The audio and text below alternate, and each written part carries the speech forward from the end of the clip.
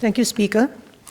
Pursuant to the resolution passed by the House on Tuesday, 6th of March, I wish to make my statement. I had written to Speaker on Monday evening, 5th of March, to inform him that I wish to make a statement in the House concerning the exchanges I had with Ministers Heng, Swee, Keat and Shanmugam during the budget roundup on the 1st of March. The next morning, on Tuesday, 6th of March, Speaker informed me that the Leader of the House also wished to make a statement on the matter. I was not informed of when she would do so. She subsequently made the statement that same morning at the start of the sitting while I was on my way to Parliament. She has extended a copy of her statement to me by email. Speaker, sir, after the debate on the 1st of March, I've had time to track back what led me to have the impression and suspicions I articulated during the exchanges with the ministers. I would like to share these findings. Since 2013, the Prime Minister had said that our expected increases in spending would require more tax revenue. Finance Minister Heng had also made a similar statement in last year's budget, saying that the government was studying how it would raise revenue through new taxes or raising tax rates. These statements were very general and did not specify any time frame for the raising of taxes. In November 2017, during the PAP convention, Prime Minister Lee announced definitively that the government would be raising taxes as government spending on investments and social services grew. He further stated that Finance Minister Heng was right when he said raising taxes was not a matter of whether, but when.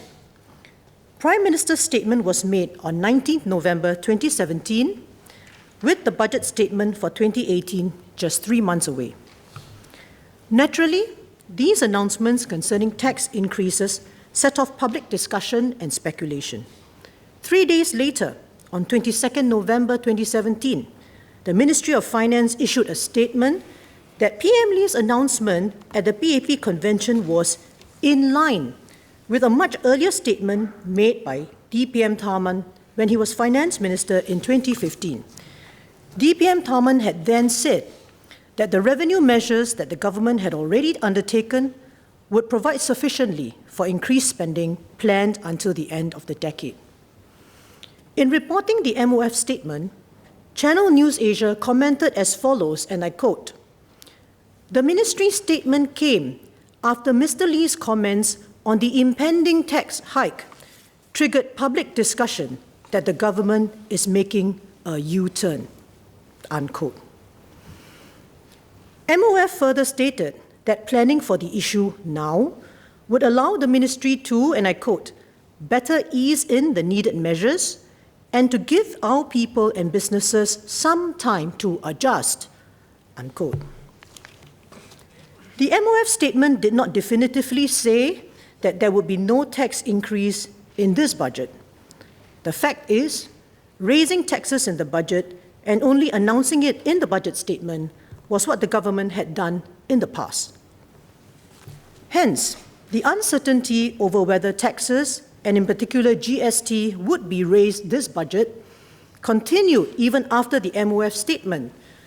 This was further fueled when MOF office holders kept up the discussion on raising taxes in the immediate run-up to the budget statement, saying they were working on when. Prominent economists went on record to predict that the GST rate would be raised in 2018 or 2019. Such economists included those from UOB, Ernst & Young, and DBS. What is notable is that nowhere in the discussions just before Budget 2018 did the government publicly commit that it would not raise GST before 2021. This was only announced on 19 February during the budget statement. As an opposition MP, it is my duty to watch every move and signal from the government for the future of Singapore and the welfare of Singaporeans. Hence, I admit that I did suspect that the government intended to raise the GST. However, the government contributed to this suspicion by its non-denial of reports and economists' predictions of an immediate GST rise. Based on the sequence of events, I believed the government could have intended to raise the GST at this budget. Thus, during the heat of the exchanges at the budget roundup, I articulated my suspicion. In doing so, I believe I was doing my duty as an MP to convey ground concerns, reactions, and confusion. I did not accuse the government of being untruthful as alleged, and neither had I intended to accuse the government of dishonesty. I do not accept the over-characterization the PAP MPs have put on my words and intentions, based on their own interpretation, born out of overactive imaginations and oversensitivity. Since the government has now refuted that it had any intention to raise GST immediately, I can accept that my suspicion then may not have been correct. Leader, do you have any response or clarification?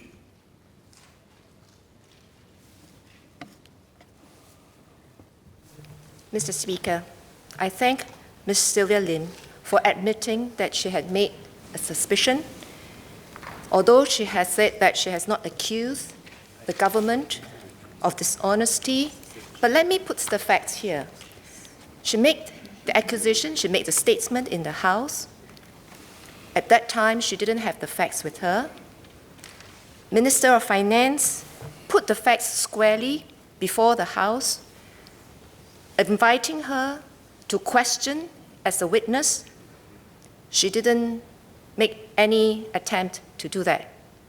So here you are, Minister for Finance, together with Prime Minister, with DPM, putting their statements, explaining to the House that their plans had all along been thinking about it in the long run, planning for tax increases for the next decade, and you have an MP coming here to make statements that basically accuses them of doing otherwise. Ms. Lim is saying that the government is saying one thing in public, but planning secretly to do another. So I am disappointed that she has failed to apologize to this House for making these false allegations.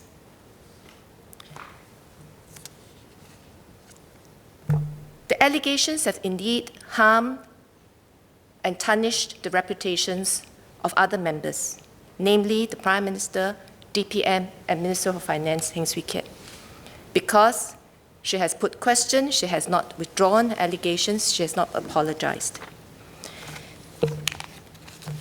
And I think the privilege that parliamentarians enjoy come with responsibility, that whatever we say here, if you do not have the facts, you should check them, and having checked so, you should consider whether the remarks have indeed hurt the integrity of the members. And I put to the House that indeed they have. So I would like to just remind members of the House that they may not abuse this privilege to misrepresent facts or mislead Parliament. They're not entitled to make unsubstantiated allegations without taking steps to check the fact or knowingly maintain the allegations they have been shown to have no factual basis. Unlike her colleague NCMP Leon Pereira, who both withdrew and apologized to this House for making misleading statements, in a recent case, Ms. Lim has refused to apologize. By so refusing, her conduct falls short of the standard of integrity and honor expected of all members. I must therefore put the honorable member on notice, and the rest of the House too, that if she repeats such dishonorable conduct and abuse parliamentary privilege, I refer the matter to the Committee of Privileges. Ms. Sylvia Lim. Thank you, Speaker, for giving me the opportunity to respond. I'd just like to make 2 points at this stage, depending on where the Speaker wants to take this debate. If the government had indeed been so clear of its intentions not to raise GST before 2021, why is it that the public was so worried that this would happen Why was it that The Economist came up with reports after the PM's speech at the PAP convention to predict that the GST rate would be increased in this budget? Are they all dishonest and hypocritical? Secondly, perhaps we can get some clarification from the leader on the standards expected in this House. And I'd like to quote this statement from Cabinet, which was made in the House quite recently.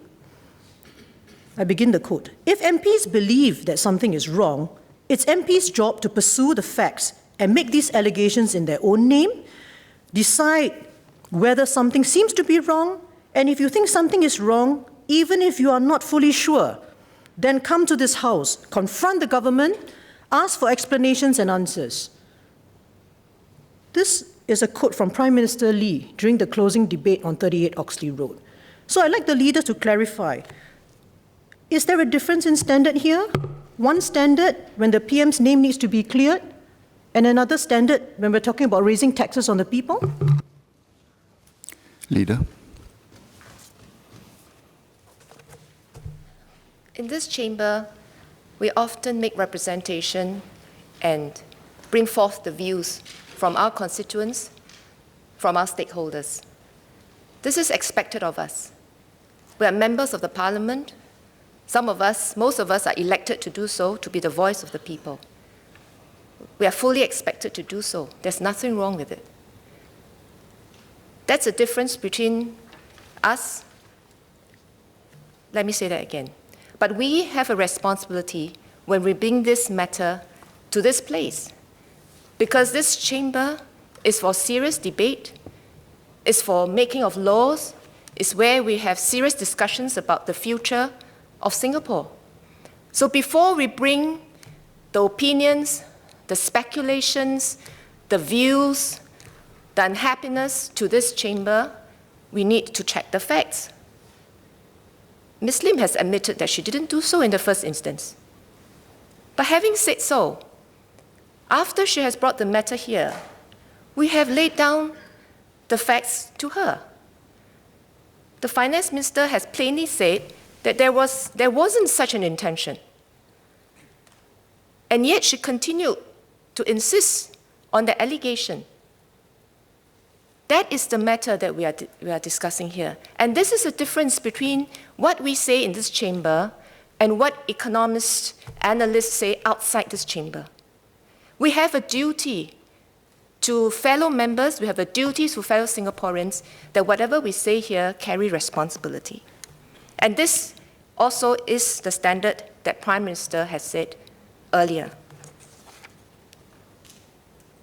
Ms. Sylvia Lim. So I think it's clear where we stand, and I'd just like to make it plain what my position is. I do not see any reason for me to retract the statements which I made during the exchanges with the ministers. As I mentioned in my earlier statement, there was a sequence of events which led me to have that suspicion, contributed to by the government. And secondly, sir, I will not apologize to this House because I believe that I was doing my duty as an MP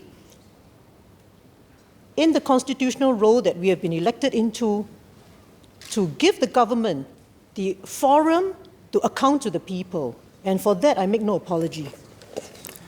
I duly note, Leader, anything else? I'd just like a clarification. Does Ms. Lim not retract her allegation? I believe she's been quite clear on that. that I'm not retracting. So I misunderstood earlier. I thought that Ms. Lim has admitted that those were her suspicion and that she would retract it. But that being the case, I must say that we're deeply disappointed. For someone of her experience should accuse the government of lack of candor, even though the facts have been explained to her clearly, both in the public domain, in statements made by MOF, as well as here by Minister of Finance. I would like to say that her conduct falls well short of the standards of integrity and honourable conduct we expect of all members. And regrettably, to say that it reflects the low standards which the member and her party have set for themselves with regard to commitment to truthful and honest debate in Parliament. which I should repeat again, it is expected of us to bring our views forth here. It's expected of us to debate. But if the facts were wrong, and we have said that the facts were wrong, we had not had this plan of floating of balloons and then only to retract after public pressure, that's just plainly not existent. It's a figment of imagination. Should continue with this accusation, just like this deeply disappointing and deplorable. I've permitted both sides of the House to state their respective positions. Minister for Finance, would you like to add? Mr. Speaker, sir, thank you for allowing me to take up this matter. Now, I think, Ms. Lim, you made a statement on the 1st of March, and let me quote, "We do know that in the run-up to the budget discussion, there were some test balloons being floated out about the fact that the government needs to raise revenue. And immediately, the public seized on the fact that DPM Tharman and perhaps other leaders had earlier said that the government has enough money for the decade.